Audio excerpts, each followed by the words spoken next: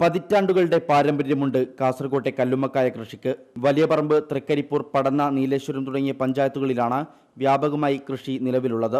ഏതാണ്ട് 5000-ഓളം പേരെങ്കിലും പ്രത്യക്ഷമായും പരോക്ഷമായും ഇതിനെ ആശ്രയിച്ചാണ് കഴിയുന്നത്. സാധാരണഗതിയിൽ നിന്ന് ഭിന്നമായി വെള്ളത്തിന് മുകളിൽ പ്ലാറ്റ്ഫോമുകൾ തീർത്ത് കയറുകൾ ഇറക്കിയാണ് കൃഷി ചെയ്യുക.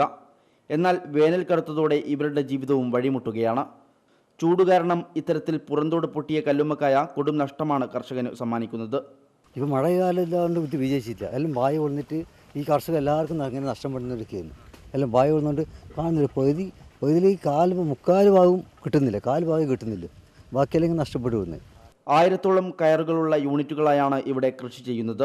യൂണിറ്റ് ഒന്നിന് 60,000-ഓളം രൂപ മുടക്കിയ കർഷകർക്ക് 1 ലക്ഷം രൂപയെങ്കിലും ലഭിക്കാറുണ്ടായിരുന്നുവെങ്കിലും ഇത്തവണ ലഭിച്ചത് വെറും 20,000 രൂപ മാത്രം. അഡാക്കിൽ നിന്ന് ലഭ്യമാകാറുണ്ടായിരുന്ന വായ്പയും സബ്സിഡിയും നിർത്തലാക്കുക കൂടി ചെയ്തതോടെ ഇവരുടെ ദുരിതം ഇരട്ടിയായി. പകലന്തിയോളം ഈ വെള്ളത്തിൽ കിടന്ന് അധ്വാനിച്ചാൽ ഇവർക്ക് കിട്ടുന്ന പ്രതിഫലമാണിത്. കടുത്ത വേനലിനോട് പൊരുതിത്തോറ്റ ഈ കർഷക ജനതയ്ക്ക് കൃഷി ഉപേക്ഷിക്കുകയല്ലാതെ ഇന്ന് മറ്റു മാർഗമില്ല.